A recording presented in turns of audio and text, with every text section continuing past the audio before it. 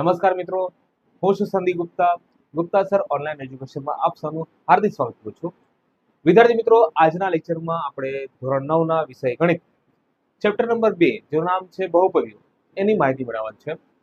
આજનો આ પાઠ જે છે એમાં જે સ્વાધ્યાય 2.1 છે એની થિયરી સમજવાની છે. પછી આગળના સ્વાધ્યાય પ્રમાણે આપણે થિયરી જોતા જશું.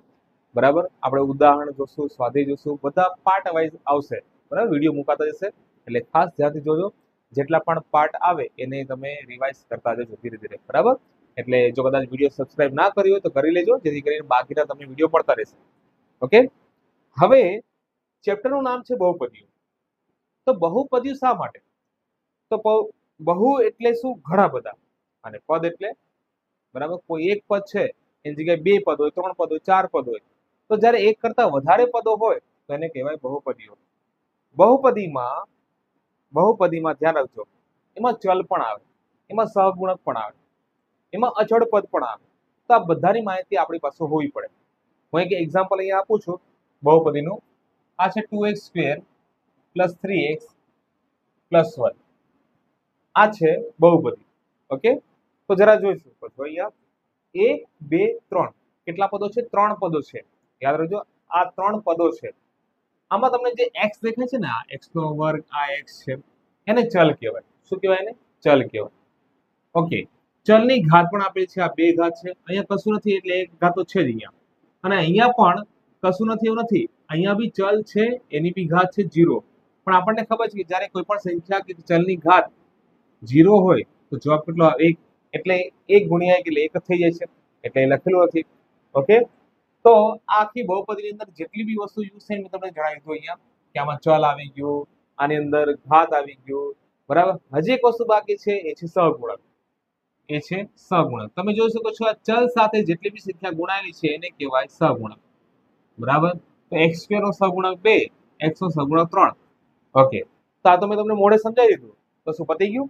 નહીં. આ બધી વસ્તુ હવે આપણે સ્ટેપ બાય સ્ટેપ સમજીશું. તો સૌથી પહેલા આપણે શરૂઆત કરીશું ચલથી. ચાલો, તો આપણે એને પહેલા રફ કરી દઈએ. તો સૌથી પહેલા લઉં છું અહીંયા ચલ, કે ચલ કોને કહેવાય? ચાલો, ચલ ચલાચલ ચલ. ચલ, ચલની વ્યાખ્યા યાદ રાખજો. જે ભિન્ન કિંમતો ધારણ કરી શકે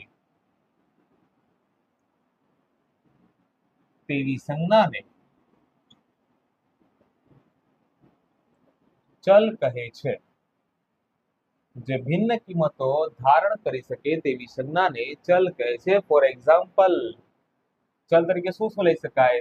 તો ભાઈ x, y, z, p, t, s વગેરે કઈ બી લઈ શકાય. બરાબર, જે આપણું આલ્ફાબેટ છે, અંગ્રેજી મૂળાક્ષરો છે, એમાંથી જ મોટા ભાગે ચલ લેવામાં આવે છે. એ કોઈ બી હોઈ શકે છે, દર વખતે ચલ બદલાઈ બી શકે છે. બરાબર, એવું નથી કે આમાંથી x, y, z જ આવે. p, t, s કોઈ બી લઈ શકાય છે. ત્યાર પછી વાત આવે છે અહીંયા સહગુણકની, કે સહગુણક કોને કહેવાય? ઓકે, જરા જોઈ લેજો અહીંયા. સહગુણક શું છે? તો ભાઈ ચલ સાથે ગુણાયેલી સંખ્યાને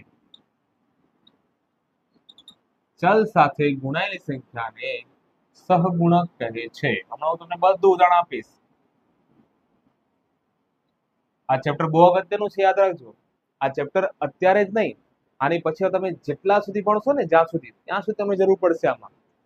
બરાબર, સિવાય કે બાયોલોજી એમાં કોઈ કદાચ જરૂર પડે તો ખબર નહીં, પણ મેથ્સમાં તો બધે જરૂર પડશે. મેથ્સમાં, ફિઝિક્સમાં, કેમેસ્ટ્રીમાં જરૂર પડતું જ રહેશે. એટલે આ વસ્તુ ખાસ ધ્યાનમાં રાખવાની છે કે આ ચેપ્ટર ખૂબ જ ઉપયોગી છે. એટલે ખૂબ જ ઉપયોગી છે, તમને કહી દઉં છું તમને. બરાબર, ચાલો હવે ખાસ સમજો. ચલ થઈ ગયું, સહગુણક થઈ ગયું, ઘાત તો તમને ખબર જ છે કેમ કે તમે આ વસ્તુ લગભગ 7મા 8મા ભણી ચૂક્યા છો. બરાબર, ઘાતાંક વિશે. ઓકે, એટલે મારે એને પાછું રિવાઇઝ નથી કરવું એનું, કેમ કે તમને ખબર જ છે. હવે હું જેટલી વસ્તુ અહીંયા લખીશ એ તમારે ખાસ સમજવાનું છે. ઓકે, એક એક્ઝામ્પલ લઉં છું. તમારે એમાં ચલ અને સહગુણક ઓળખવાનું છે. ચલ તથા સહગુણક ઓળખો. આ ઉદાહરણ મારા તરફથી છે.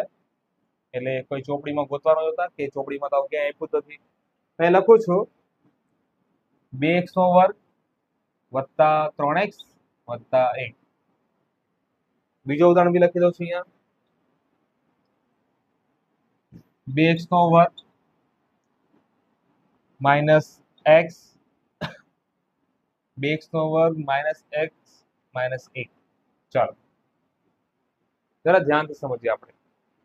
અમે બે ઉદાહરણ અહીંયા તમને આપી દીધા છે. હવે આની અંદર ગોતવાનું છે મારે ચલ અને સહગુણકો.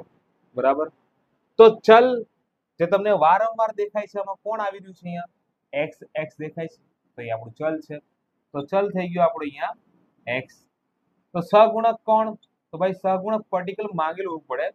તો ભાઈ x² નો સહગુણક, x² નો સહગુણક કેટલો છે? તો ભાઈ 2. x નો સહગુણક, આ જે x છે એનો સહગુણક કેટલો છે? અહીંયા 3. અને એક જે છે આ અચળ પદ છે. કેવું છે? અચળ પદ. કેમ કે એમાં ચલ નથી આપ્યું. ચલ નથી એટલે અચલ કહેવાય, પણ ગુજરાતીમાં અચળ કહેવાય. એ જ રીતે અહીંયા જે ચલ છે તમને દેખાય છે કોણ છે? x. પછી સહગુણકની વાત કરીએ આપણે તો ભાઈ x² નો સહગુણક, શોર્ટમાં લખ્યું સહગુ એટલે કે સહગુણક 2. અને x નો સહગુણક -1. બરાબર, -1. અને અચળ પદ પૂછે તો અહીંયા -1 એ પણ આવશે. ઓકે, આ વસ્તુ થઈ ગઈ આપણી ચલ અને સહગુણક. હવે આપણે વાત કરવાની છે બહુપદીના પ્રકાર. તો ચાલો આપણે બહુપદીના પ્રકાર શીખી લઈએ. હેડિંગ મારો હવે બહુપદીના પ્રકાર. બહુપદીઓના પ્રકાર. એમાં ચાર્ટ બનાવીએ આપણે.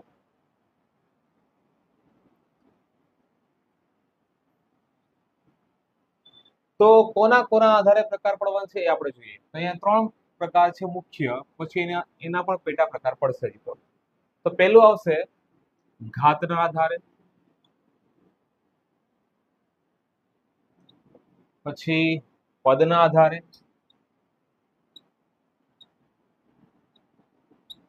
ત્યારબાદ ચલના આધારે. ઘાતના આધારે, પદના આધારે, ચલના આધારે.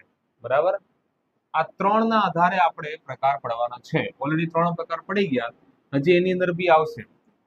બરાબર, ખાસ ધ્યાન આપજો. જે મુખ્ય પ્રકારો છે આપણે એની ચર્ચા કરવાની છે. બહુ બધી વગર કામની ચર્ચાઓ નથી કરવાની. આપણે જે કામની છે, આપણને કામમાં લાગવાની છે, એની વાત કરશું.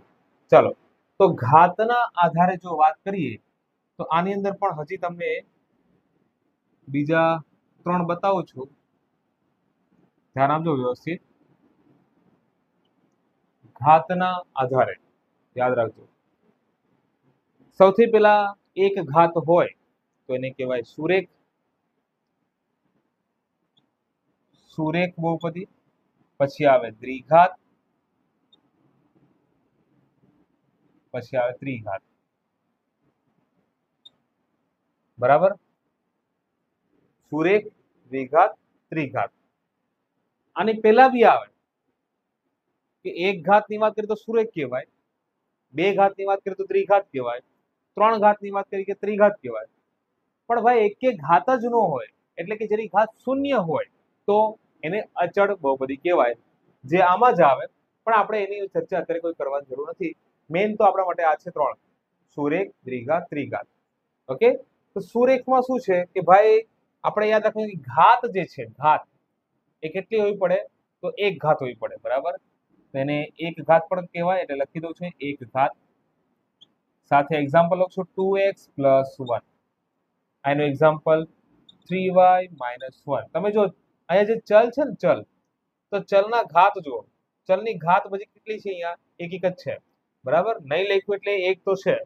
ઓકે, હવે દ્વિઘાતની વાત કરીએ તો દ્વિઘાતના એક્ઝામ્પલમાં કંઈક આ લખીએ. હમણાં જ લખ્યું હતું આપણે 2x² + 3x + 1. આપણે જોવાનું કે મોટા મોટી ઘાત કેટલી? ભાઈ 2 છે. બરાબર, મોટા મોટી ઘાત કેટલી? 2 છે. એ જ રીતે ત્રિઘાતની વાત કરું તો 4x નો ઘન પ્લસ 3x નો વર્ગ વત્તા 2x વત્તા 1. તો આ થઈ ગઈ ત્રિઘાત. સૌથી મોટા મોટી ઘાત જુઓ તો ભાઈ 3 છે, પછી ઉતરતા ક્રમમાં ઘાત લખાય. એક્ઝામમાં ઘણી વાર એવું થાય કે બહુપદી આપણે ઉલટ સુલટ આપેલી હોય, 2x આગળ લખ્યું હોય, 3x નો વર્ગ લખ્યો હોય, પછી 4x નો ઘન લખ્યો હોય. એટલે જરૂર નથી કે આ રીતે સીધા ફોર્મમાં જ લખે, બરાબર. જે પરીક્ષક છે તમને ગમે તે રીતે પૂછી શકે ઉલટા સુલટા કરીને. પછી છે પદના આધારે. ચાલો પદના આધારે સમજીએ.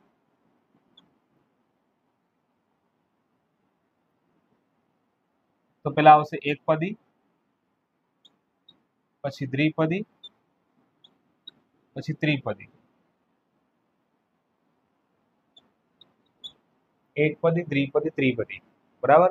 એક જ પદ હોય. આ બધા જો આમાં 2 પદ છે, આમાં 3 પદ છે, આમાં 4 પદ છે. તો શું જોઈને બોલું છું? આ જોઉં છું 1 2 3, આ 1 2 3 4, આમાં 1 2, બરાબર. એ તો અહીંયા એક પદી હોય તો 2x એટલે એક પદ થઈ ગયા. ખાલી y લખ્યું તો એક પદ થઈ ગયા, ખાલી z લખ્યું તો એક પદ થઈ ગયા. પણ પ્લસ કે માઇનસ સાથે જ્યારે કોઈ બીજા પદ જોડાય તો એને દ્વિપદ કહેવાશે. તો 2x - 1, y + 2, z + 3. તો આ થઈ ગયા દ્વિપદી, બરાબર. પદો જોઈ શકો છો, આ એક પદ હતા, બબે પદ થઈ ગયા. હવે એ જ રીતે 3 પદની વાત કરીએ તો આ રહ્યું 3 પદી છે, બરાબર. ભલે દ્વિઘાત છે પણ 3 પદ તો છે એટલે એને ત્રિપદી પણ કહેવાય. તો 2x નો વર્ગ વત્તા 3y + 1, x + y + z. આમાં ચલ કે નથી જોવાનું આપણે, ચલ કે એ બધું નથી જોવાનું આપણે, આમાં ખાલી પદ ગણવાના છે, કેટલા પદો છે અહીંયા, બરાબર. એ વસ્તુ મહત્વનું અહીંયા છે.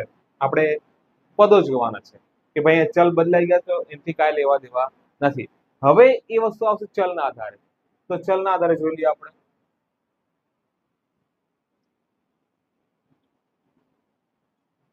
તો એક ચલ, દ્વિચલ અને ત્રિચલ, બરાબર. જરા જોઈ શકો છો આ બધું આમાં આ એક ચલ છે, આ એક ચલ છે, આ એક ચલ છે. ચલ એટલે કે આ જો x નો ઘન, x નો વર્ગ x, x નો વર્ગ x. અહીંયા ચલ જે છે બદલાતું નથી, એટલે કે x y z જે છે ને એ બદલાતા નથી, એકને એક કોન્સ્ટન્ટ રહે છે, એટલે એક ચલ છે. તો આ જે ઉદાહરણ છે બેઠું અહીંયા આવી જાય તો ભાઈ 2x નો વર્ગ વત્તા 3x + 1, આ એક ચલ છે. આ 2x - 1 લખ્યું, આ પણ એક ચલ છે, બરાબર. પણ દ્વિચલ જ્યારે બે ચલ આવે તો એ થઈ જાય દ્વિચલ. 2x + 3y લખ્યું હોય, આ દ્વિચલ. ઓકે, બબે ચલ એક તો હોય જ છે, બીજું બી આવે. હવે ત્રિચલ આયરું ઉદાહરણ x + y + z, 3x + 2y + 4z. આ ત્રિચલ થઈ ગયા. તો આ થઈ ગયા બહુપદીના પ્રકારો. પેલા તો આવે ઘાતના આધારે પ્રકાર આવે, પછી પદના આધારે આવે, પછી ચલના આધારે, પછી એની અંદર પણ પેટા પ્રકારો આવે છે, બરાબર. સુરેખ, દ્વિઘાત, ત્રિઘાત, એકપદી, દ્વિપદી, ત્રિપદી, એકચલ, દ્વિચલ, ત્રિચલ. આ વસ્તુ આપણે ધ્યાનમાં રાખવાની છે. ઓકે, ચાલો. તો આટલી વસ્તુ દરેકને સમજાઈ ગઈ હોય તો સ્ક્રીનશોટ લઈ શકો છો તમારે લખવા માટે, નહીતર તો આપણે હવે આગળ વધીએ. ચાલો. તો વિદ્યાર્થી મિત્રો, આજે આપણે બહુપદી માત્ર એક ઝલક, જેને આપણે કહી શકીએ કે આપણે ચલ, સહગુણક અને બહુપદીના પ્રકાર સમજ્યા છે. એ માત્ર સ્વાધ્યાય જે 2.1 છે એની થિયરી છે, એટલું જ આપણે સમજ્યા છે. હવે બીજા નેક્સ્ટ વિડીયોમાં આપણે એક્ઝામ્પલ અને સ્વાધ્યાય આખું જોઈશું. ત્યાર પછીના લેક્ચરમાં આપણે કન્ટિન્યુ આ જ રીતે જેમ તમે સ્કૂલમાં ભણો છો એ જ રીતે તમને વિડીયો મળતા રહેશે. તો ત્યાં સુધી દરેકને જય હિન્દ, જય ભારત.